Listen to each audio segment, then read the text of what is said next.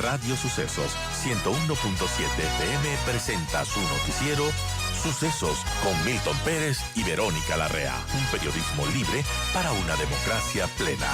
Los hechos y las opiniones de los sucesos que marcan nuestro tiempo.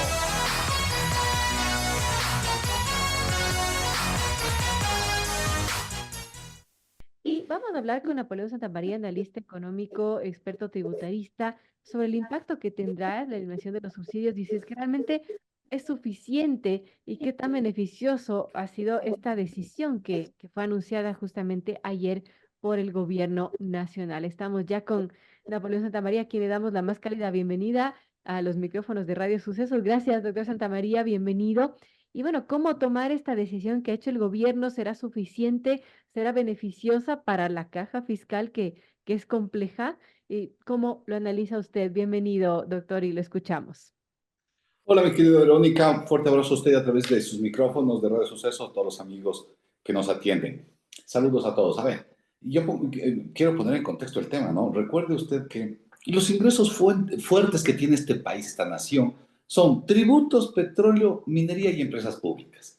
Pero la verdad es que minería y empresas públicas todavía son muy pequeños, no son un marcador importante en el país, no son un jugador importante, y solo nos quedamos con tributos y petróleo. Y la realidad es que petróleo, el país cada vez produce menos, mi querida Verónica. Nosotros llegamos hace años a un pico de 560,000 barriles. Hoy no llegamos a 490,000 barriles. Hemos perdido producción. Y dos, vamos a perder más cuando cerremos el bloque 43 del campo, el campo ITT, el Ispingo, Tiputini, Tampococha. Lo cerraremos y ahí perderemos unos 53,000 barriles más. Y por lo tanto tenemos unos recursos petroleros. Muy bien, la última, los tributos. Los tributos en enero, febrero, marzo, como usted lo hemos conversado, veníamos negativos, recaudando menos que lo que dábamos el año anterior.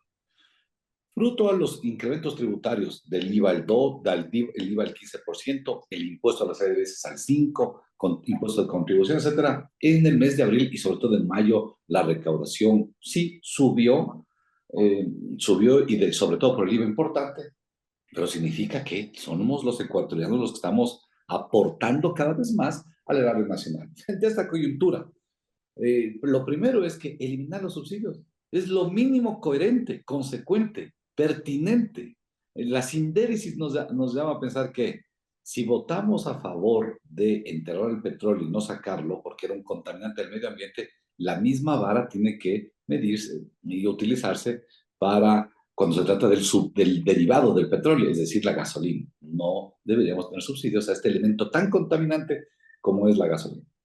Dos, el impacto realmente es a la gasolina extra y ecopaís, ya saben, ¿sí? Es decir, ¿por qué no la super? Porque la super no tiene subsidio. Claro, ya se La liberó. super ya se liberó hace tiempo, es decir, los que tienen autos de alta gama y ponen eso, ellos no pagan el precio internacional.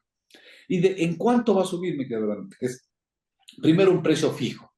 Hoy día cuesta 2.46 y va a subir a 2.72, 26 centavos. Técnicamente, de lo que anunció ayer la viceministra, subirá esto el 1 de julio.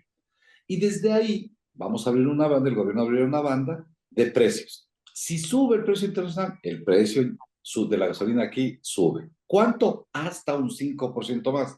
Si baja el precio internacional, baja el precio de aquí. ¿Hasta cuánto? Hasta un 10% más. Y así se irá moviendo todos los meses de acuerdo a cómo va el precio internacional. Punto. Así es exactamente la super. Sube todos los meses de acuerdo al precio internacional. Si sube, se incrementa aquí y si no, baja.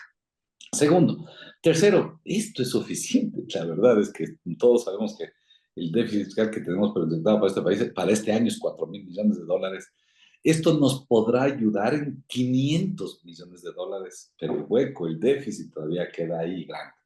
Porque creo que falta, el consejo es, esto, insisto, es consecuente y una síntesis debe hacerse. El país no puede tener subsidios, ¿eh?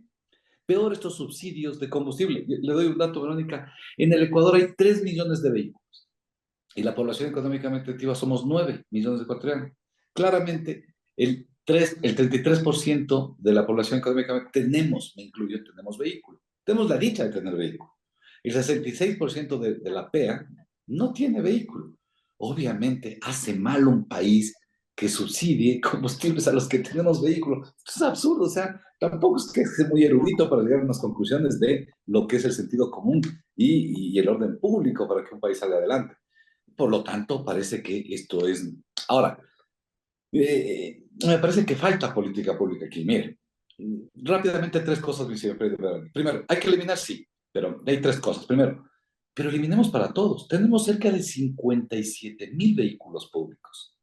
No se compadece que todos los ecuatorianos del mundo privado sí paguen su precio internacional y a los señores del sector público, a quienes ya les pagamos el sueldo, nosotros, los ecuatorianos, con nuestros impuestos, eso que no se pierda, el gasto corriente, que son los sueldos del sector público, lo pagan los tributos, y los tributos los pagamos los 18 millones de ecuatorianos, que tengan vehículo. Entiendo que el presidente tiene que tener su vehículo, la vicepresidenta, entiendo que los ministros, sí, de acuerdo, los alcaldes, de acuerdo, pero en Quito tenemos concejales con vehículo, el asesor jurídico de la empresa pública tal con vehículo, bueno, 54 vehículos. Resumen, también por qué no adornamos a la política pública para desprendernos de este sistema pernicioso de vehículos públicos del que no podemos sostener. El país no tiene plata para esto.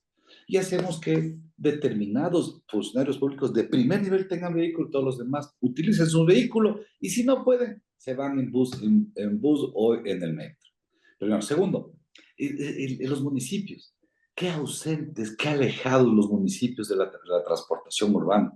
Quito ya tiene metro. Los ciudadanos debemos dejar el vehículo y comenzar a usar cada vez más el metro. Ah, es que yo no quiero usar el metro porque hace mucho calor. Listo, pero entonces pague la gasolina a precio internacional, pues, facilito. Ayer me decía una señora, me decía, es que vea, yo no voy a lograr pagar el taxi porque hoy pago 2 y va a subir a 2.40. O sea, si no logra pagar, señora, no utilice el taxi, váyase en bus. Estas son las cosas que los ecuatorianos nos refleja una cosa, llenos de derechos ausentes de obligaciones. Y esta última reflexión, porque la tercera vez, estas excepciones, vamos a darle un subsidio cruzado, según ha dicho el gobierno, al taxismo, a las tricimotos y a los vehículos comerciales. La respuesta es, este país, si tiene algún problema, hay una metástasis de corrupción. Cuando se crean estas excepciones a la regla general de eliminar los subsidios, lo que se crea finalmente es un foco de corrupción. Y hoy dicen que hay 90.000 taxis, mañana aparecerán registrados 140.000 porque un montón de vivos ahí se meterán a medrar los recursos públicos. La única manera es no haya excepciones. Si el taxismo le cuesta más y tiene que subir el precio, que suba el precio. Eso es economía de mercado. Y si usted me está escuchando y dice, no, es que este señor Santa María, ¿cómo nos va a hacer subir el precio? Ya no puedo pagar. No utilice el taxi, váyase en bus. Esto es una economía de mercado, ya no podemos, el país no tiene delito. Esto que quede claro, no podemos seguir subsidiando estas cosas, tenemos que subsidiar en educación. 108.000 jóvenes se quedan sin un puesto, un pupitre en la universidad, en institutos de educación superior en general. Eso sí debemos subsidiar. Tenemos un gravísimo problema en educación primaria, en educación infantil, en salud. Esas cosas, sí, pero combustibles, olvídenlo. Esto es algo nefasto que el país tiene que sacarlo, no solo porque ya lo decidimos, no solo porque es congruente con las finanzas públicas, sino que sobre todo es necesario. Ahora, es un paso, doctor Santamaría, y si bien, claro, el gobierno dice no topamos al diésel, que quizás es el grueso del tema de subsidios, pero algo es algo, podemos decir. Sí, claro. Algo es algo. Nuevamente he visto el tema de Verónica. Póngale el contexto. ¿Por qué llegamos a esto? Porque el Fondo Monetario nos ha prestado 4.000 millones, pero nos ha dicho que tenemos que ajustar un poco los cinturones. ¿Y por qué? Insisto, porque el bloque ITT de 53 barriles de petróleo tiene que cerrarse por mandato de la Corte Constitucional, porque así fue aprobado en el dictamen, en un año desde la proclamación de resultados. Los resultados se proclamaron en octubre, tenemos que cerrar el bloque en octubre. Ahora, si remontamos un poquito la historia, para que vean lo que hacemos los ecuatorianos, Verónica, esta consulta fue una gran iniciativa de unos jóvenes que yo creo que son apasionados por la protección del medio ambiente como los Estados Unidos. Y creo que había que aplaudirla hace 11 años, cuando la plantearon. ¿Por qué, Verónica? Que hagan las inversiones y todo, ¿no? Pero imagínense lo que hacemos en el Ecuador, ¿no? Es como que un padre de familia construye la casa y después dice, ¿sabe qué? No, esa casa tiene que desmantelarse porque está contaminando al medio ambiente. Pero eso era que vea antes, ¿no? El padre de familia no puede botar la casa. Claro, pero la Corte Constitucional tomó estas banderas del progresismo, ¿no? Estos que, esto que ahora en los abogados le hemos llamado el woke jurismo. Y el 11 años después, cuando está hecha la inversión, pero es que Verónica, solo la inversión es 2.173.372.000. Exactamente. ¿Sabe eso los ecuatorianos? Si no hubiéramos hecho esta inversión en el de que luego la cerramos, ¿qué hubiéramos hecho, podido hacer con 2.173 millones de dólares? Mire, 10 universidades, 20 hospitales, 40 colegios y 5 cárceles. Eso hubiéramos pedido con 2.000 millones de dólares. Para que ustedes vean la magnitud del desperdicio del error. Toma la Corte Constitucional esta bandera, saca a esta consulta tan irrita, y le digo irrita porque Colombia no hace esto, pero Perú nunca ha hecho esto, Chile tampoco, Bolivia tampoco. No ha de ser que los ecuatorianos seamos brillantes e inteligentes para hacer estas cosas, ¿no? Y quizá por eso, Verónica, se entiende que, mire, el año 2023, Colombia recibe 13.000 millones de inversión extranjera, 13.000, para quitarle los millones, 13.000. Perú, 30.000. Ecuador, 300. Obviamente, el inversionista petrolero, minero, etcétera, yo a Ecuador no voy.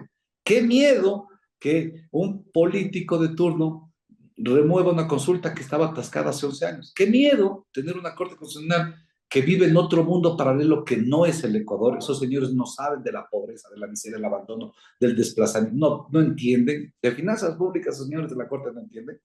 Y qué miedo de esos ciudadanos que les dicen que son pobres, que están complicadas las cifras, que no hay empleo, que no hay riqueza, que no hay trabajo, y que si algo, una boya de salvación tienen es el petróleo, y les dicen que si quieren más petróleo, quieren menos, y los ecuatorianos dicen que es decir, bueno, todo esto es un conjunto, un condumio de mala política pública, programas, desgobiernos y ciudadanos que deben saber asumir las consecuencias. Ustedes, quienes me escuchan, el 59.72, ¿verdad?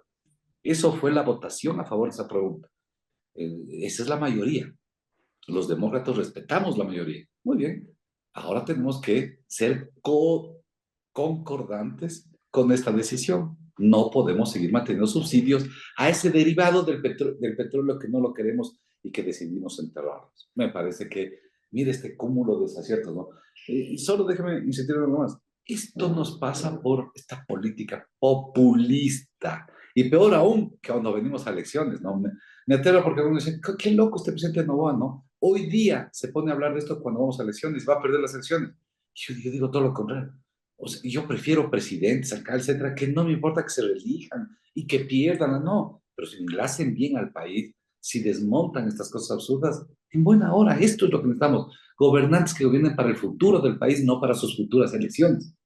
Y segundo, el tema de si no hacemos las cosas, si no nos portamos serios, el problema del Ecuador es seriedad. Si no somos serios, no viene la inversión extranjera. Y ahí nuestro retraso. Ecuador está quedándose muy rezagado al desarrollo de nuestros dos vecinos. Ni a Bolivia voy, Colombia y Perú. Ellos van a un ritmo mucho más acelerado que el Ecuador. Eso sí hay que aprender, mi querida Verónica. Y nosotros deberíamos ser hoy discutiendo, ¿y cómo hacemos para invertir? ¿Y cómo hacemos para tener inversión extranjera? ¿Cómo hacemos para que nuestro sistema de justicia funcione? ¿Para que deje de haber corruptos? ¿Para que no metan más presos a jueces dañados? Para que ya el Consejo de la Cultura deje de tener a los Wilman Terán y todos esos aláteres de pícaros. Eso debemos estar para traer verdadera inversión, hacer empresa, pensar en generación de riqueza.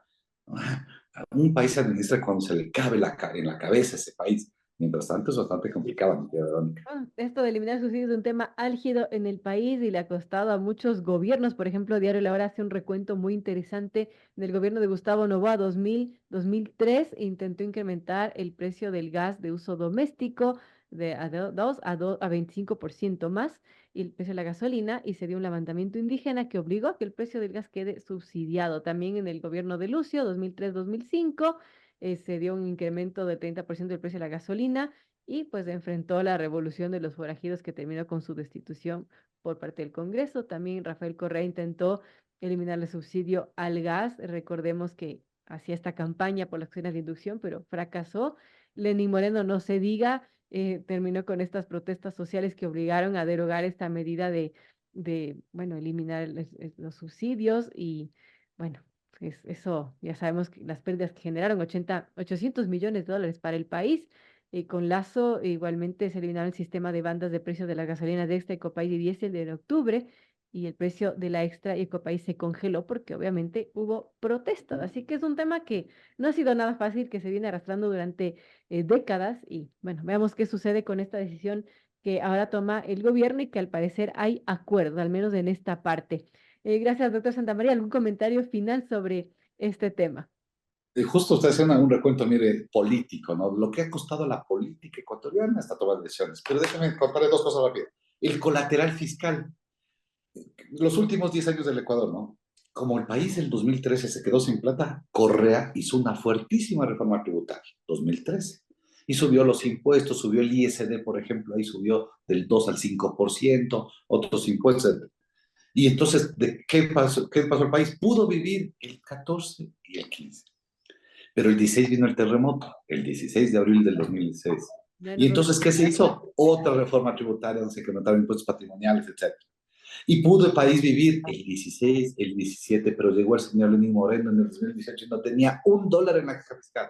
¿Y qué hizo en el 2018? Otra reforma tributaria. Y logró vivir el 19 y el 20. Y llegó el señor Lazo. Y el señor Lazo hizo una reforma tributaria fuertísima en el 2020. Impuesto al patrimonio, etcétera. Impuesto a las ventas, etcétera. ¿Y qué pasó? El señor Lazo algo logró vivir en el 2022 hasta que llegó la muerte cruzada. ¿Y qué pasó? El señor Lazo acaba de hacer la última reforma tributaria. Resumen, como no se han podido tomar políticas públicas de eliminar subsidios, no solo estos, tenemos subsidio a energía eléctrica mineras, eso tiene que quitar inmediatamente, trabajar, no podemos darles a la minería subsidiarles de la energía eléctrica y otros más. Entonces, ¿qué ha pasado? Ha venido las reformas tributarias, ha venido a pagar el bolsillo de los ecuatorianos. Esto es lo importante entender. Si es que no se puede sacar, el Estado no puede sacar recursos por lo que se llama presión fiscal integral, recursos naturales, petróleo, mineral, etcétera, la otra tabla de salvación es tributos. Y eso es lo que ha pasado en el país. La historia política que nos comentó usted, Verónica, yo la cuento como una historia fiscal paralela. Como no funciona esto, tú actúas una vez. Y dos, sí, el Ecuador tenía estos atavismos, pero hay que ver lo que pasa en América Latina. Colombia también desmanteló estos subsidios. El señor Petro, que es de izquierda, ¿no?